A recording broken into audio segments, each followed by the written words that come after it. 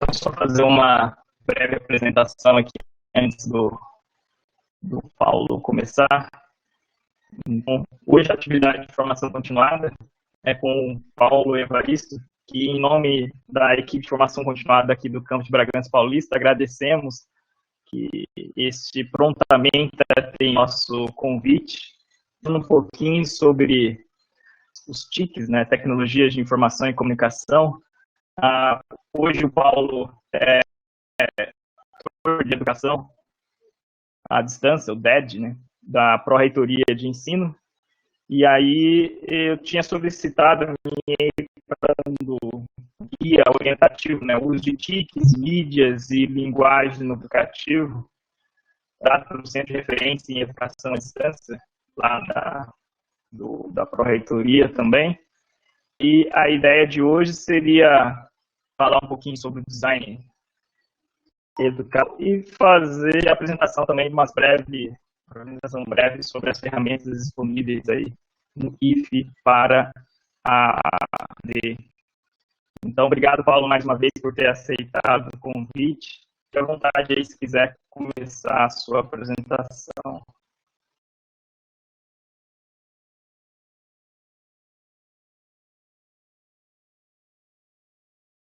Obrigado. Acho que agora o som está chegando para vocês aí, se não tiver bate-papo.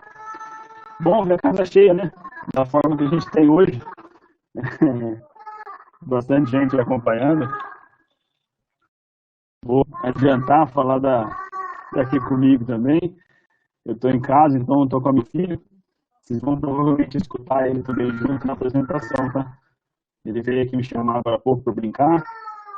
Ele vai fazer o seu segundo aninho no mês que vem.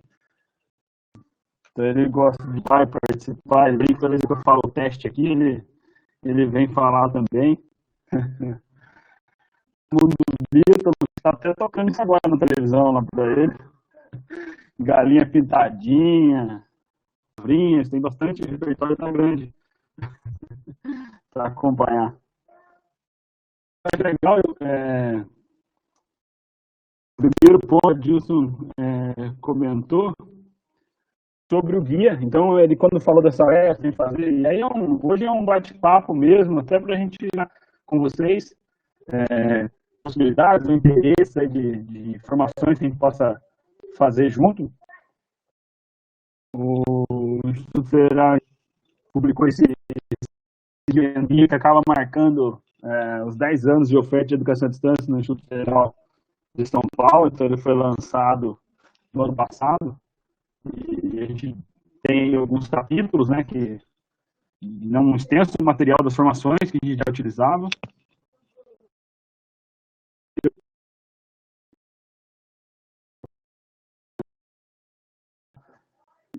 E a Soraya Queiroz, também da equipe da EAD, na editoria de educação à distância, de referência, elas estavam acompanhando, tentando ingressar com a gente, talvez elas estejam lá pela transmissão, são autoras de alguns dos capítulos desse guia.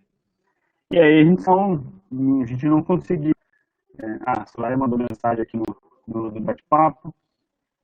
E abordar o guia aqui nessa conversa nossa, mas eu trouxe para que a gente perceber outros temas. Então, fique à vontade para ir e eu começar com uma pergunta. O Adilson até já respondeu, mas a gente poder testar essa ferramenta.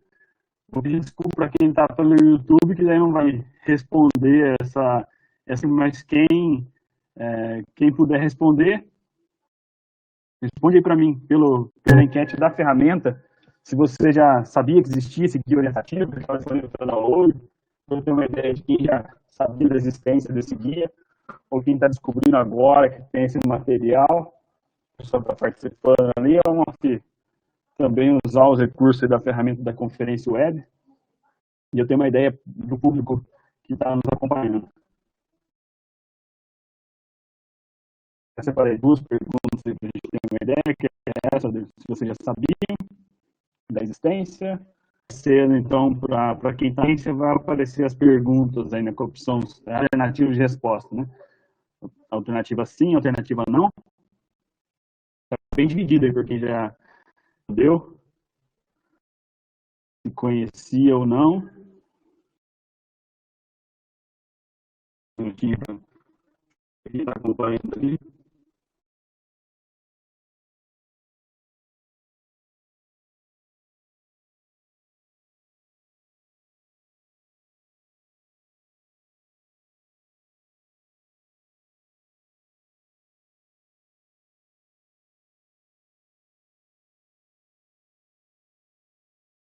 Que legal, já teve aí, então, dos 74 da sala, 50 poderam.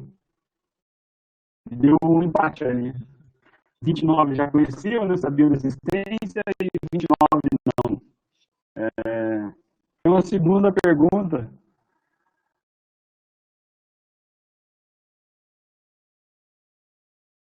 Você já leu, se você chegou a ler esse material ou não. Se você existência ainda não teve tempo de ler ou não teve aí de acompanhar o conteúdo do guia.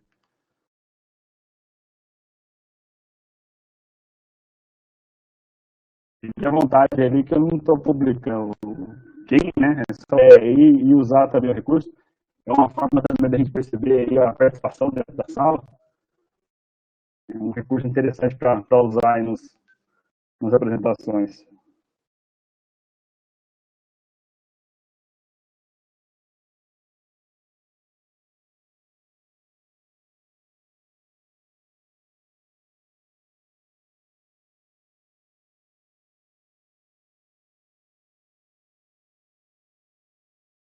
Olha, comparando agora a diferença, nos 50 hostes, então agora 91% foi do material, né? Então tem essa diferença.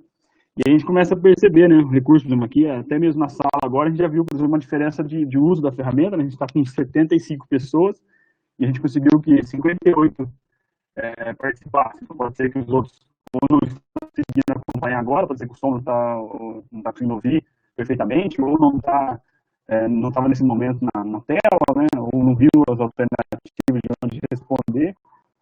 Então, que acompanhar ali o uso da atividade aqui.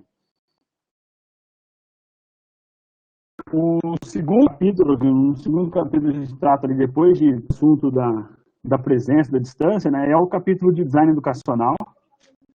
E aí a gente traz ele um recorte do contexto, né, de como que a gente trabalha esse guia, lembrando que ele foi elaborado pensando nos nossos projetos de curso à distância, né? Então, o que a gente adota para esse design educacional? Na hora que a gente vai falar de design educacional, ou design instrucional, designer instrucional, vocês vão ver essas diferenças dos termos ao longo dos documentos ou das citações. E eu fiz esse recorte para a gente entender em que contexto que a gente está usando isso aqui.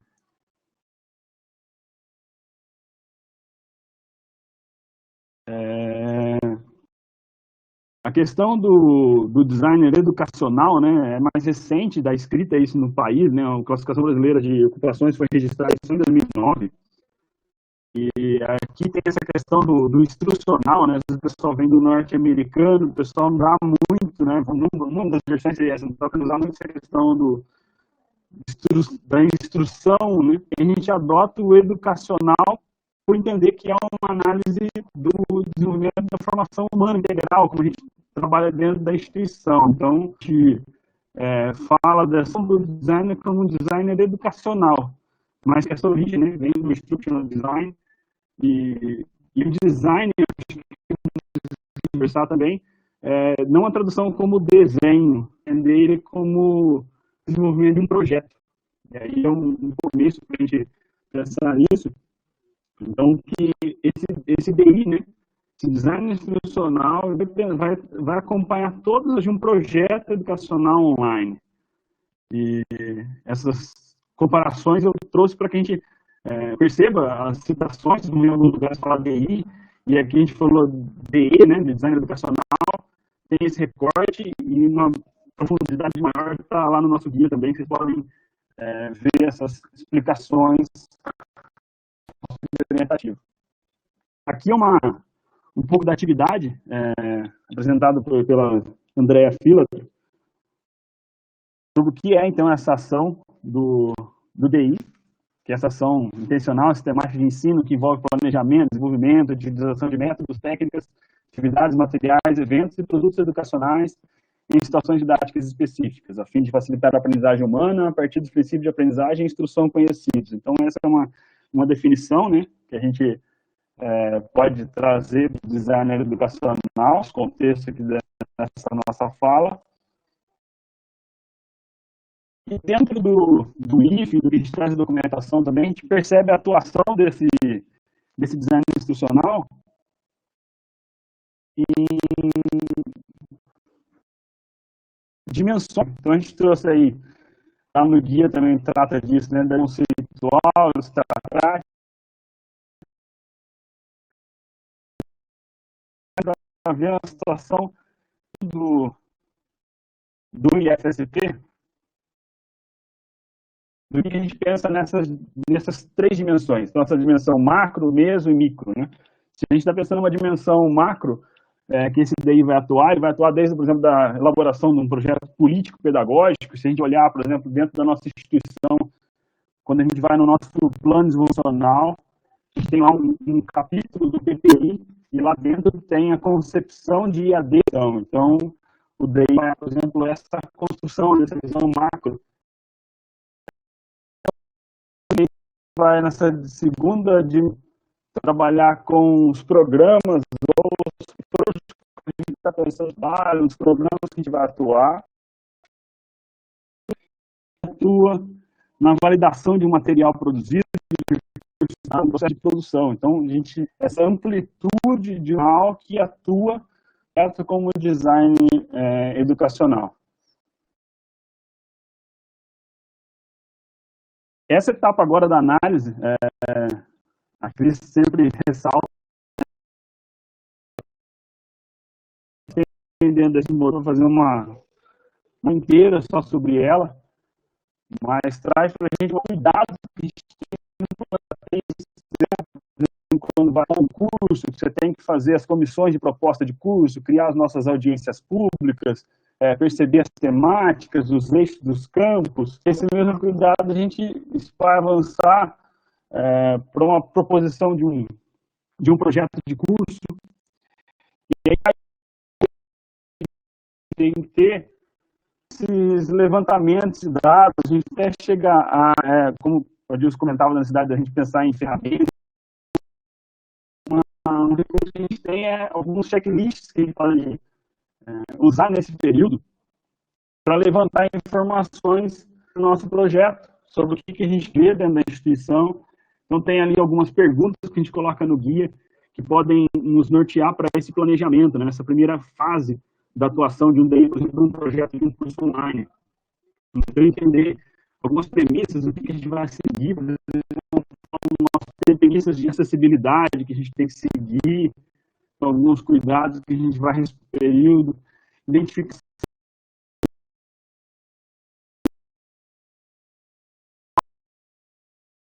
de cursos superiores que tenham, por exemplo, carga horária à distância.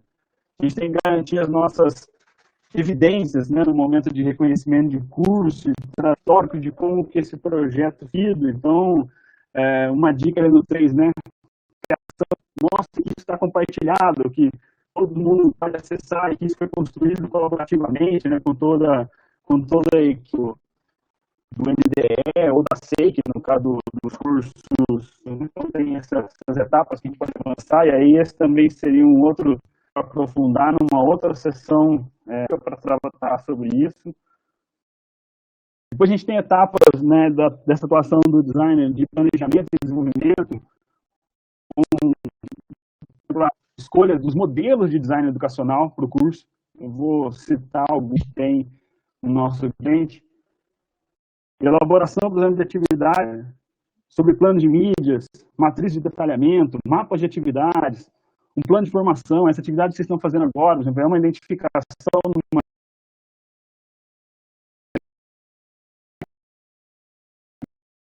eu preciso de uma forma, isso faz parte dessa etapa também de planejamento.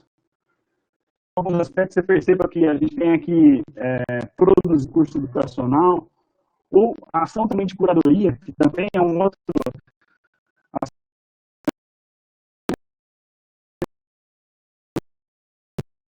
que ele tem à disposição nos repositórios, é uma etapa nesse. E aqui a gente tem um quadro, não é ele inteiro, mas é para vocês conhecerem, ele está lá também no nosso guia. Premissas que a gente pode pensar nessa etapa de análise aí do nosso projeto, dessa atuação, de algumas premissas que a gente pode ter, os produtos que cada uma dessas premissas vão gerar dentro do nosso prom. Como que a gente entende que se ensina, como que a gente entende que se aprende, quais são os elementos essenciais, por exemplo, de um curso que a gente vai adotar, como vai ser a mediação. Eu estou pensando, por exemplo, num curso que vai ser um curso massivo, de modelo autogerido, ou não, estou trabalhando isso numa graduação, então não vai ser num outro modelo de design. Então tem tudo isso que aqueles checklists e esse quadro nos ajudam a enxergar essas possibilidades. Então, a continuação também, a ideia é princípios avaliativos, o que a gente vai adotar. Nós vamos trabalhar com avaliação diagnóstica, formativa, somativa, e aí como que eu vou atuar isso dentro desse projeto de curso. Aqui é o quadro que eu comentei sobre modelos, então a gente pode fazer um recorte de todos os modelos que existem, mas a gente trouxe aqui 4 modelos que, por exemplo, pode ter dentro do IFSP, ou alguns que estão nas nossas referências, né? De um design educacional fechado, um design educacional aberto, ou design educacional contextualizado, que também é apresentado pela Filtro, ou o complexo de Freire, né?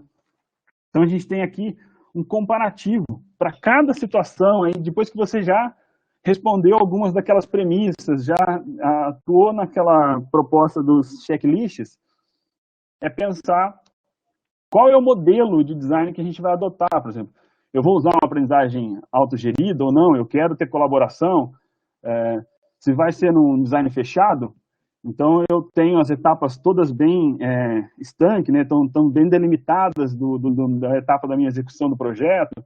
Então você vai avançar, ou não, eu quero trabalhar num design complexo que o próprio aluno vai ajudar na preparação desse curso, eu vou olhar enquanto eu estou fazendo a execução, vou acompanhar essa elaboração do curso. Então, esses modelos nos ajudam a perceber como que vão ser conduzidos os cursos dentro do IFSP. Então, se eu estou pensando, por exemplo, como eu comentei de novo do MOOC, estou trabalhando num curso massivo, como a gente indicou naquela série de cursos lá da trilha, então eu não quero ter restrição quanto ao número de estudantes, então eu posso pensar num design educacional fechado. Não, eu quero ter a participação, eles vão estar construindo esse curso juntos, não dá, eu tenho que pensar mais no design aberto ou no contextualizado, né? Então vocês vão vendo esse quadro e pensando nessas premissas que vocês definiram na etapa anterior.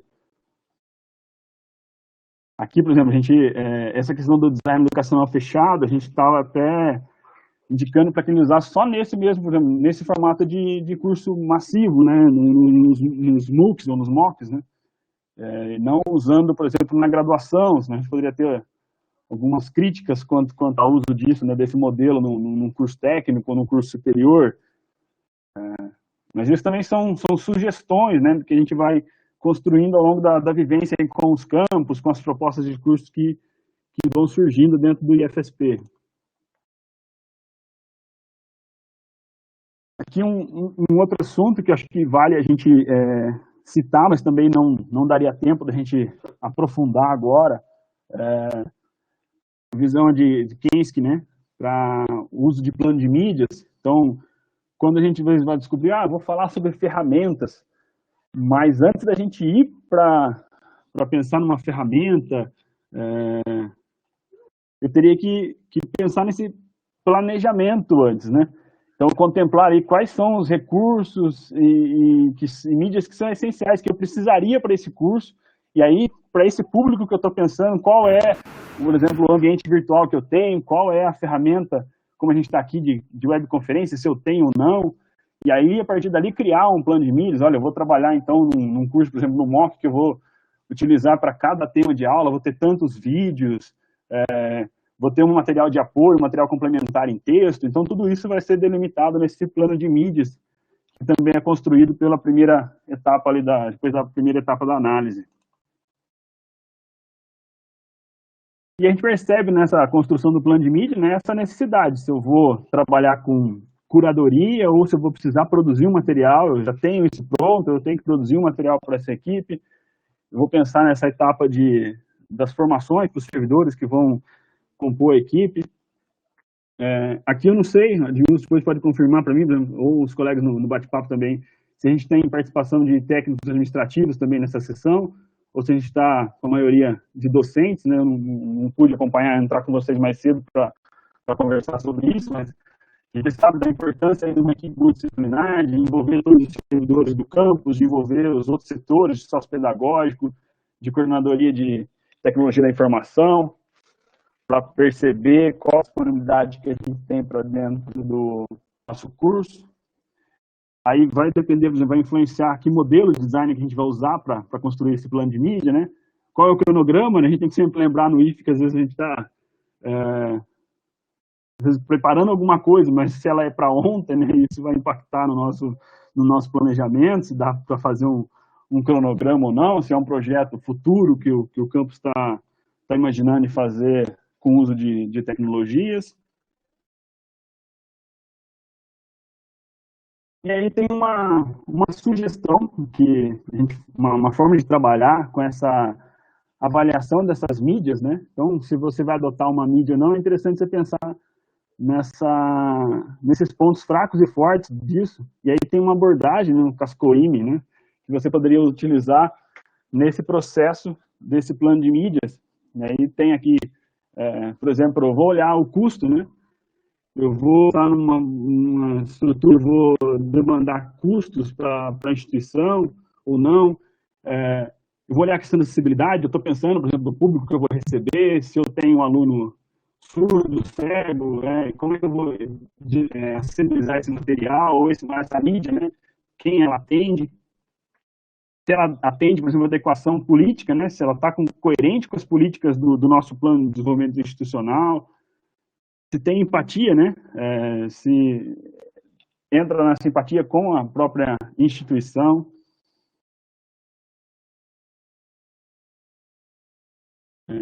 Aí a gente tem que ver essa questão da acessibilidade, em quais, né, abordagens pode ser utilizada aquela mídia, qual é a forma de interatividade, quais são os valores, se a eficácia, né? Aí se a gente pensar, definir objetivos de aprendizagem, aquela mídia atende aquele objetivo, então é um cuidado, por exemplo, que a gente pode delimitar.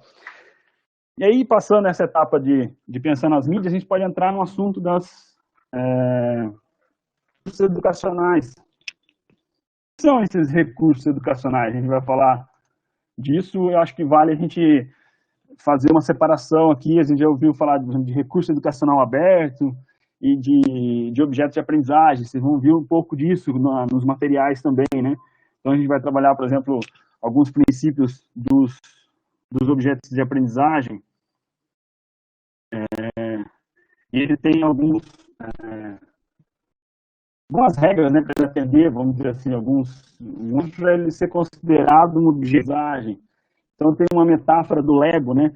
Então, os objetos de aprendizagem são pequenos, combináveis, as peças do Lego também, você pode reutilizar ela, toda peça combina com qualquer peça, e são fáceis de utilizar, né? Os objetos de aprendizagem têm essa estrutura de atender, por exemplo, princípios, né, alguns requisitos de reusabilidade, acessibilidade, granularidade, durabilidade, habilidade. E você pode pensar que o objeto pode ser utilizado em outros contextos. Você acaba, por exemplo, nesse sentido da reusabilidade, utilizar ele em diversos projetos de cursos, né? Então, tem alguns princípios que eu também não vou aprofundar aqui com vocês para a gente não extrapolar o nosso tempo. Correndo um pouquinho aqui, mas a ideia é que a gente poder depois voltar a fazer um bate-papo, entrar nesses assuntos foi mais do interesse de vocês?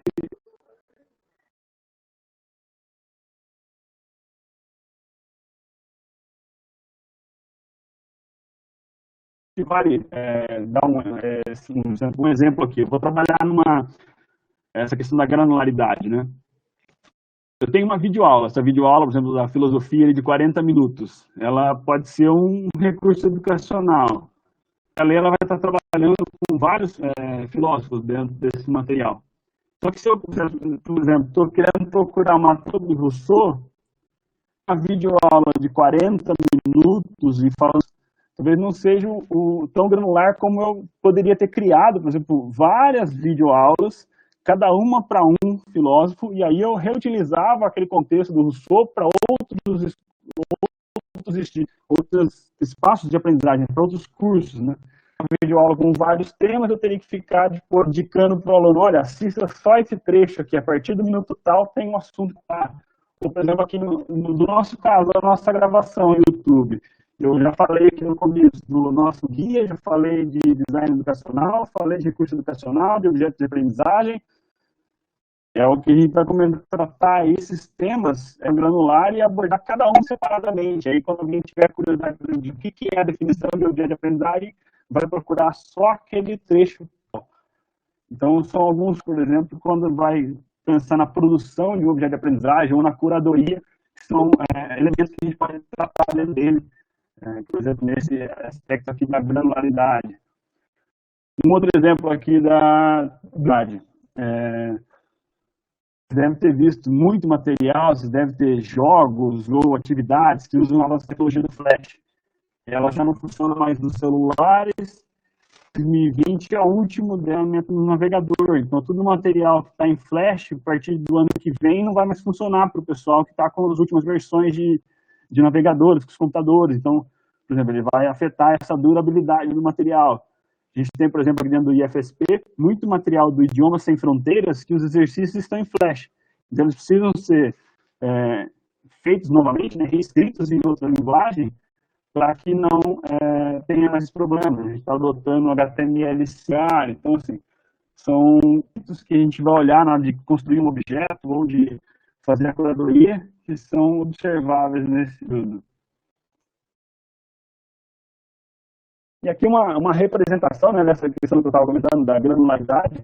Se a gente olhar ali esse percurso que a gente tem, né, desse esquema, né, eu tenho os meus pré-requisitos, os objetivos que eu quero alcançar, e então os meus aprendizagem atendem. Então, se a gente olhar nessa figura, a gente está vendo aqui o objeto de aprendizagem, o A1, ele é mais granular do que o nosso objeto 2, né, que vai abarcar mais pré-requisitos e objetivos. Tem essa comparação aqui sobre essa questão dos objetos de aprendizagem.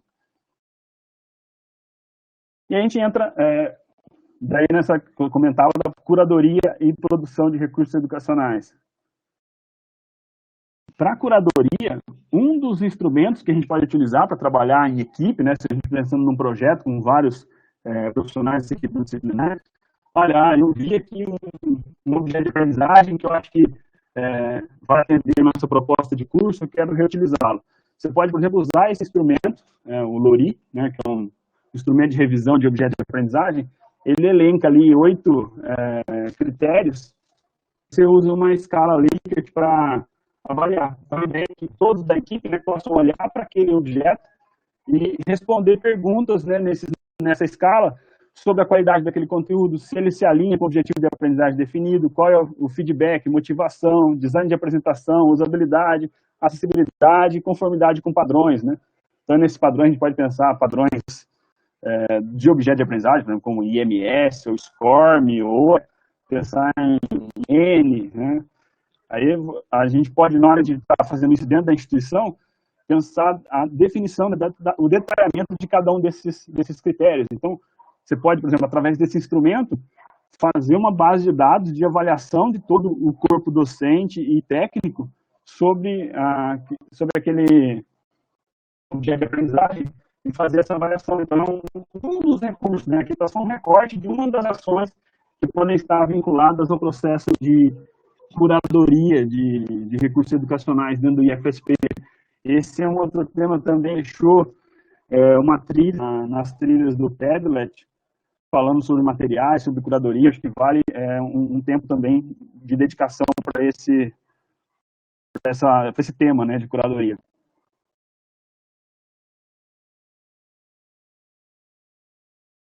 E aí a gente entra num segundo ponto, onde a gente está produzindo, né, esses recursos, um cuidado, né, que a gente tem que sempre utilizar do licenciamento.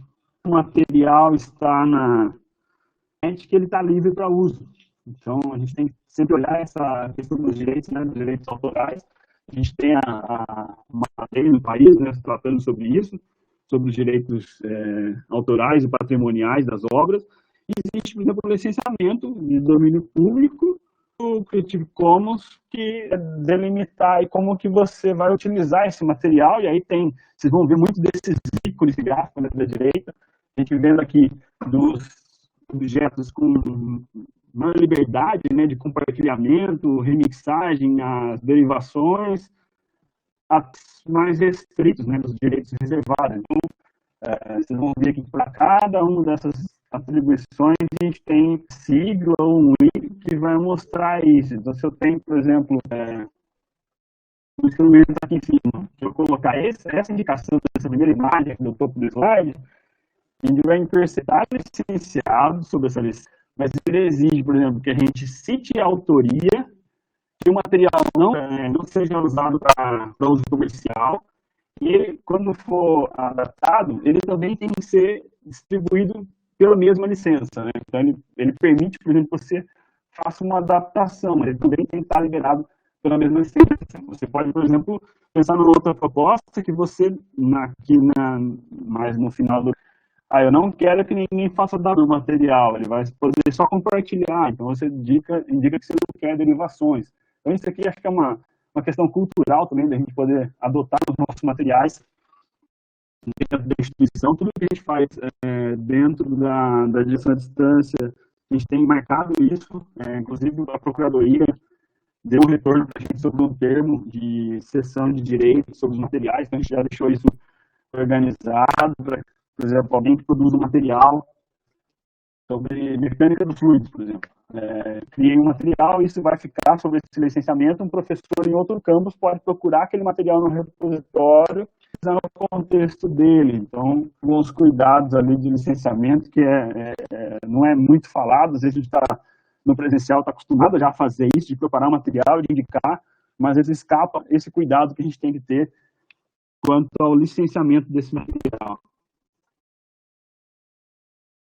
Aqui é um fluxo, né, um dos feridos dentro do guia, também nesse capítulo de design educacional, de fazer essa primeira etapa de levantamento de demanda, né, ver quais materiais que a gente tem que produzir, e aí a gente fala de priorizar, por exemplo, os cursos que estão mais próximos da fase de reconhecimento, no caso dos cursos superiores, né, trabalhar com quem serão esses autores e validadores nos processos.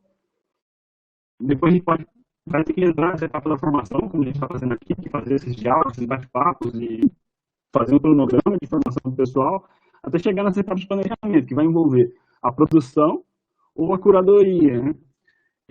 Especificamente produção de material, um cuidado, né, uma premissa e um fluxo que a gente tem definido dentro do IFE é ter o second look, ter uma revisão técnica desse material. Se vocês olharem o guia nosso da EAD, vocês vão perceber que tem um grupo de professores e técnicos que trabalharam conosco na revisão técnica. Então, alguém produziu o capítulo e um outro fez uma revisão do conteúdo, né, se é conceitual, se não tem nenhuma definição desatualizada. Então, esse revisor técnico também é um especialista sobre o conteúdo e ele vai colaborar com o autor.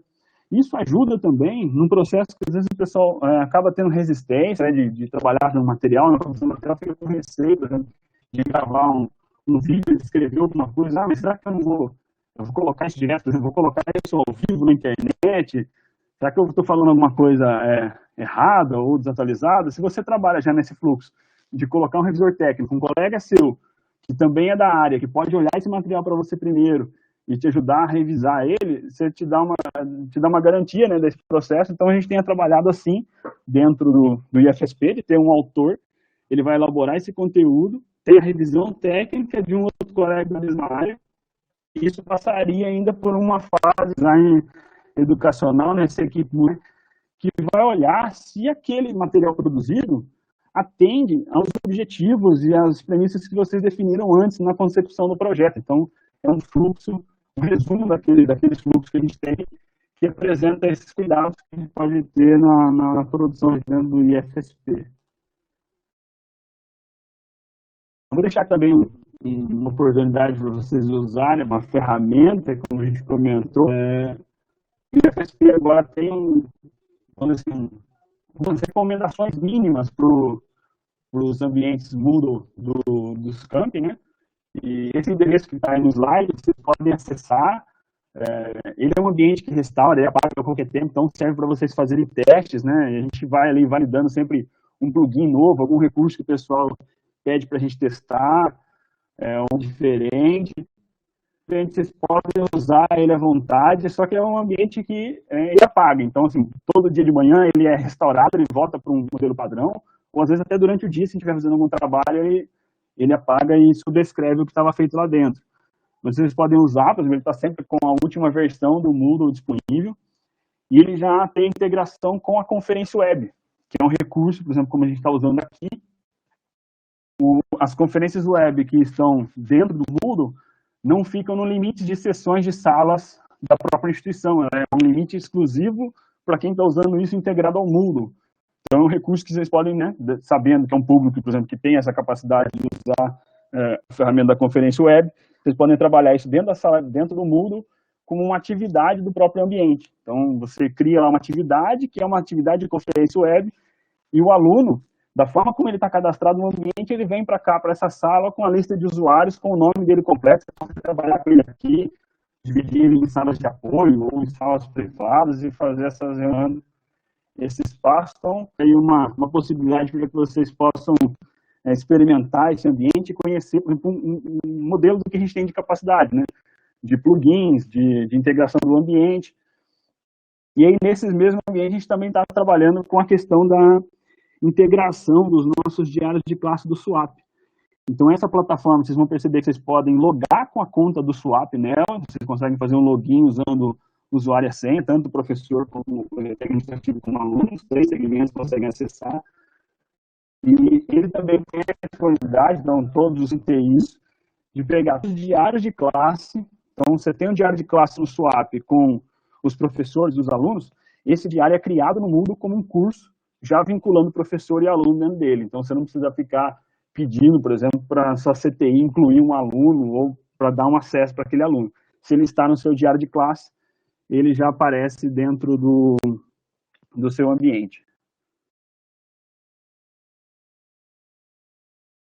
E aí eu deixei aqui alguns outros temas, né, que a gente pode tratar também. Então, esse do design educacional, fiz aqui um recorte de algumas possibilidades que a gente poderia avançar numa discussão.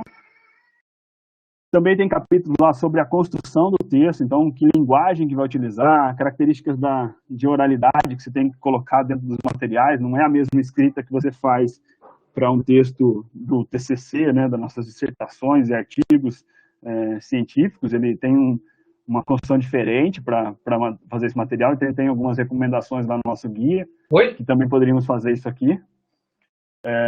Cuidados com a programação visual, né? Cuidado que eu tenho na hora de botar um elemento visual no meu material, então dá para fazer uma sessão sobre isso também, tem lá um capítulo. A própria produção audiovisual, a gente vê muito material produzido para TV, mas a gente sabe que no âmbito da educação é diferente a forma de construir esse material. Então o que é a diferença de uma aula gravada, de um webinar, de uma videoaula? Então a gente pode tratar, por exemplo, uma apresentação nesses aspectos também, e o guia também traz esse processo, as suas vantagens e desvantagens para cada tipo de produção. Tem como avançar também nesses aspectos dos ambientes virtuais que a gente tem à disposição dentro da instituição, é um outro capítulo, né?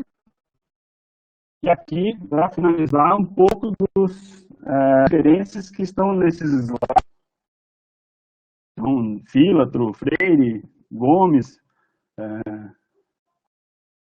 Kensky, até preciso atualizar, depois tem alguns aqui que ficou sem sem trocagem. Depois eu coloco a outra versão. É isso. Então, assim, eu acelerei aqui para dar tempo do tempo que o Adilson tinha comentado. Eu quis fazer uma visão aí sobre essa questão do design educacional. Eu vou mandar para vocês um link aqui no chat de um Padlet com alguns materiais, com alguns desses exemplos de templates que a gente já utilizou, por exemplo, informações antigas, né, informações que a gente já faz há mais tempo. No último que a gente fez em Sertãozinho, foi em Araraquara, desculpa, o primeiro foi Sertãozinho, o último foi em Araraquara, a gente disponibilizou um Padlet com essas apresentações, materiais, eu mandei aí no chat, caso vocês queiram acessar. Depois dessa compilação, a gente foi fechar o guia, então elas se relacionam, vocês vão perceber alguns desses elementos, tanto no guia como nas apresentações, então são formas diferentes de navegar por esse material do nosso guia orientativo. Então, obrigado a vocês, fico aberto de você comentar alguma coisa, de fazer uma rodada de conversa com os colegas. Perfeito. Obrigado, Paulo, mais uma vez. Se alguém tiver alguma pergunta, fica liberado para fazer esse questionamento. Acho que seria interessante o Paulo comentar um pouquinho sobre o centro de referência, né? Quais são as atividades aí que o IFE, que esse centro, né, provê para o IFE. Eu tive observando lá pela portaria de nomeação, é um centro relativamente recente, acho que foi em 2018 ou 2019 que constituiu o centro de referência, né, que está ligado à educação à distância, né? Então, queria saber um pouquinho mais do papel aí do centro de referência. Os institutos federais, né, têm nas portarias de Constituição, né, formas de atuar com campus avançado, empresas, né, Embrapis, que tem agora, ou escolas avançadas, as possibilidades de centros de referência também. Então, foi criada no final de 2018, né, essa estrutura como centro de referência em educação à distância, acaba formalizando umas ações que a gente já conduzia, né, nesses últimos 10 anos de oferta de curso à distância no IFSP. Então, o primeiro curso técnico nosso do IFSP à distância, começou um projeto lá, Sertãozinho, fez um projeto Pretec, aí Vista e Caraguatatuba fizeram as primeiras ofertas. E a gente vem trabalhando com a equipe, até o Violonário também, a nossa intérprete de livros também está no bate-papo. Então, a equipe multidisciplinar, dentro desse centro de referência, que trabalha, por exemplo, nessas construções desses guias ou em projetos de educação à distância do IFSP, pensando em possibilidades de formação do pessoal que se interessa, ou até em alguns momentos, né, a gente veio antes até agora a gente vai mudar todas as formas nossas de trabalhar, né, a gente, com essa questão da pandemia, né, a gente trabalhava em alguns projetos de AD, apoiando a construção, por exemplo, a produção de recursos educacionais, então, nessas opções de curadoria, essa visão do design institucional. Então, o centro de referência atua com os projetos de EAD da instituição e acaba sempre trabalhando nessas ações, né, que a gente passa para quem está querendo algum projeto à distância também, fazendo esse contato com os campos, né? Então, o campus que queira atuar num projeto, desde um curso FIC, né, até no curso técnico, graduação, ou, quem sabe, numa pós-graduação, como a gente já tem agora, por exemplo, no meu campus de São João da Boa Vista, tem um lato senso de informática na educação à distância, sempre dando apoio nessa. Se alguém, por exemplo, algum professor tem interesse de produzir algum material, ele entra em contato e a gente vê como trabalhar em parceria. Dentro do SWAP, vocês vão ver lá numa opção de central de serviço, tem uma opção de recursos educacionais. Lá dentro tem uma série de possibilidades de abertura de chamados, vamos dizer assim, né? Para você solicitar, por exemplo, uma orientação sobre design educacional, uma orientação sobre ambiente Moodle, ou para trabalhar junto na produção de uma mídia. Então, o Centro de Referência faz esse tipo de atuação com os servidores do IFSP. Perfeito. Outra informação interessante que também acho que para compartilhar com todos aqui, até pelas nossas conversas anteriores, né? Você tinha comentado que alguns campos estão organizando espaços para gravação de vídeo, né? Acho que seria interessante falar um pouquinho mais sobre esses espaços. A gente poderia compartilhar entre os campos, né? Se às vezes não cansa, mas tem um campus aqui próximo que tem esse ambiente para gravação de vídeo. Se a gente poderia estar utilizando isso, só comentar um pouquinho mais aí, por favor. Legal, bem lembrado. Essa é uma outra possibilidade também, de quando os professores começam a produzir esse material, resolve, vou gravar minha aula, vou fazer uma videoaula, como que eu faço o roteiro do vídeo, quero gravar isso, mas eu não tenho o recurso no campus. O pessoal tem conversado com a gente tem dado algumas orientações a esses espaços dentro dos campos, da dificuldade, espaço físico mesmo, né? Bragança agora vocês ainda estão, acho que era mais complicado no prédio antigo, né? Se tiveram aí a mudança de sede, né? Então, hoje a gente tem, vou colocar, a gente não está com todos os ativos, mas temos 16 campi com espaço separado, vamos dizer assim, que o pessoal quer produzir material em vídeo. Mas não estão todos eles que já conseguiram estar com isso tudo pronto. A gente tem ali uns 6 ou 7 que já está com produção acontecendo dentro dos nossos campi. Então, as pessoas, eu quero produzir, eu tenho umas que eu posso destinar para isso. Aí a gente tem explicado, por exemplo, vou organizar então o orçamento, compra essa câmera para esse curso que você tem, esse tripé, ou não, vai usar a câmera mesmo do celular, como que eu gravo o material com essa câmera que eu tenho disponível, ou uma câmera fotográfica que conseguiria gravar alguns vídeos mais curtos. Então a gente vai indo esses campos também na construção, e esses espaços normalmente ficam compartilhados, então o pessoal pode se deslocar. A gente tem um espaço desse no Campo São Paulo, por exemplo, ou no centro de referência, que a gente tem um estúdio desse de São Miguel Paulista, sabe, de Bragança para São Paulo, por exemplo, é relativamente perto, né, para você.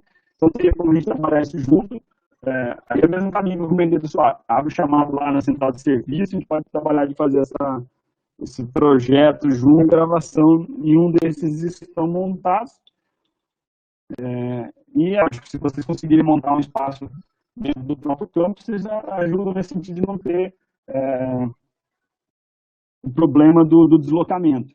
O Alexandre comentou aqui no bate-papo tratamento acústico, então a gente tem algumas recomendações, tem, por exemplo, agora, está válido ainda esse ano, uma SRP de divisórias. Nessa SRP tem um item lá com drywall que reduz, por exemplo, 60 decibéis, né, se fizer com aquela parede. Então tem campos que estão construindo com aquele material que a gente colocou na SRP. Aí, aproveitando falar na SRP, tem as SRPs de áudio e vídeo, que aí tem os itens que a gente coloca lá também, câmera, cabo, tripé, teleprompter. Então tem um material aí, lógico, cada campus vai ver a sua situação, entrar em contato e a gente acompanha nessas orientações de como produzir isso dentro da unidade. Mas existem sim esses outros estúdios, e aí normalmente o pessoal tem feito isso em parceria e cedido os espaços para trabalhar entre campos, sendo que quando a gente está pensando num produto aberto para reutilização, o pessoal normalmente toca esse anima, porque tem, por exemplo, um professor da área de rede de Bragança Paulista que quer produzir um material sobre o roteador da Cisco, por exemplo, e ele quer gravar um material e isso depois pode ser reutilizado lá no campus onde ele usou o espaço para gravar. Então, normalmente surgem essas parcerias também entre esses campi, pensando em trabalhar em conjunto, né, na produção de recursos educacionais. Há algum ambiente em que tem uma lista dos materiais que já foram produzidos ou alguma coisa desse tipo, né, que poderia já servir como base para serem reutilizados?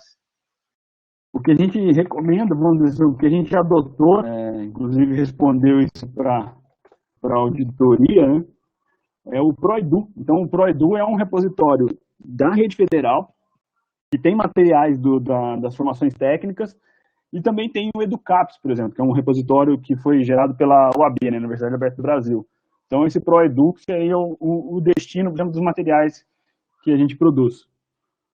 Então, aí entra nesse processo que a gente falou da curadoria, né, de procurar, por exemplo, nesse repositório do ProEdu, ou se a gente olhar, por exemplo, na Unirede, no site da Unirede, que é a Associação das Universidades em Rede que ofertam cursos à distância, eles fizeram lá um referatório, que é só um lugar que indica onde estão os repositórios de recursos educacionais. Vocês podem navegar por lá também para fazer essa procura dos materiais.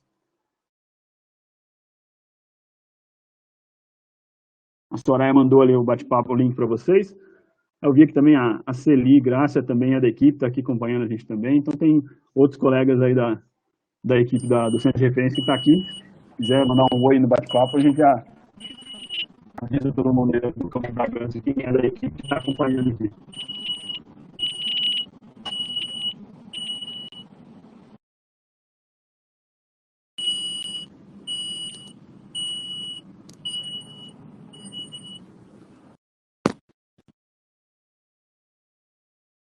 O Luciano perguntando se recursos, né? Os recursos nossos normalmente têm essa indicação do licenciamento com essa restrição, por exemplo, do uso comercial. Então a gente pode compartilhar isso com outras instituições.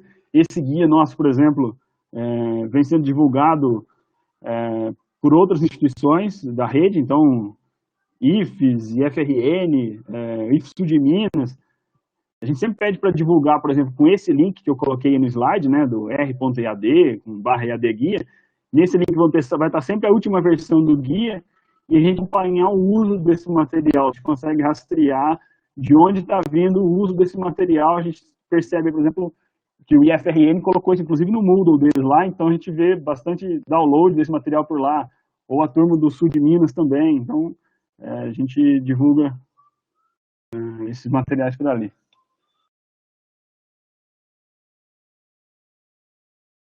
Aí o repositório, gente, esse é repositório da rede, então a gente já adotou esse repositório porque ele foi criado em parceria, o professor Raimundo, do IFSU Rio Grandense, é o coordenador dessa ação, então a gente está sempre em contato e esse repositório da rede dá essa amplitude de a gente poder alcançar e trabalhar em projetos como, por exemplo, da pedagogia, que é uma formação em rede com mais de 10 institutos federais que produzem os cursos juntos.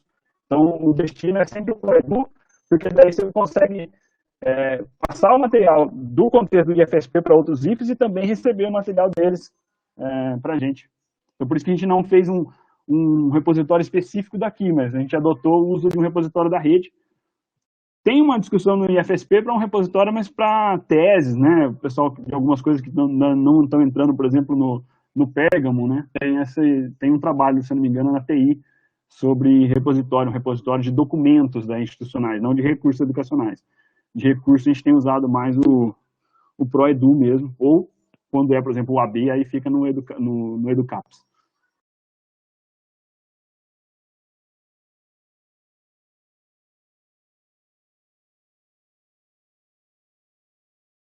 Temos mais perguntas, mais 3 minutos aí, não sei se alguém tem alguma pergunta adicional.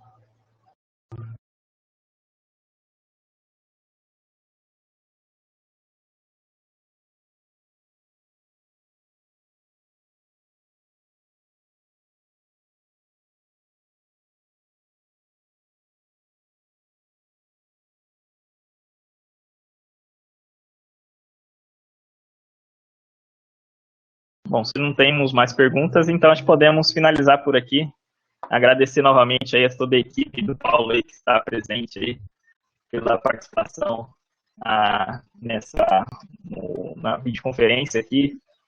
Prontamente atendeu a demanda do campus, né? Não só a Bragança, mas imagino que os demais campos estão trilhando para essa área de ensino remoto, né?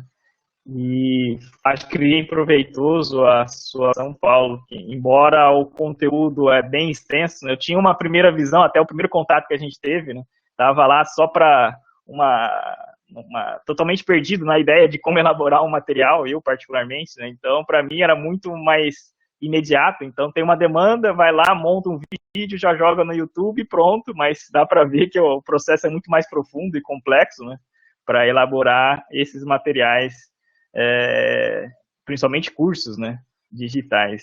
Então, acho que deu para ter uma visão geral. A recomendação, acho que seria ver com mais profundidade esse guia orientativo e dúvidas adicionais a gente pode perguntar, encaminhar os questionamentos para a DAD, né. Isso, eu agradeço. Eu vou aproveitar e mandei um link também de uma de e-mails que a gente tem. Quem quiser se inscrever lá, botar o nome no e-mail, a gente avisa quando faz esses webinars ou oficinas, a gente divulga para o pessoal por essa lista de e-mails que eu mandei no link. Então é um cadastro ali, a gente direciona as mensagens para quem procurou, né, receber essas formações, essas atividades que a gente possa fazer pelas conferências web, ou até quando a gente puder voltar a ter os nossos encontros presenciais, né? Então, esse link que eu mandei para vocês é só se inscrever ali, a gente manda e-mail por lá, avisando.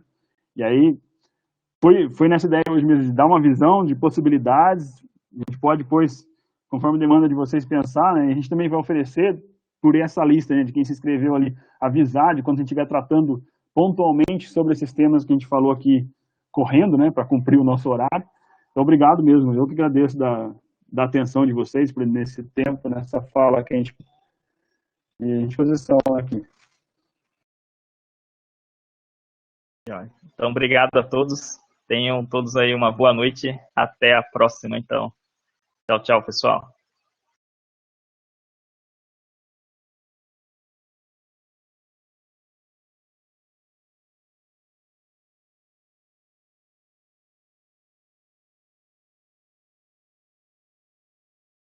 A outra coisa, Paulo, depois se puder compartilhar essa apresentação, aí eu mando para o pessoal lá também.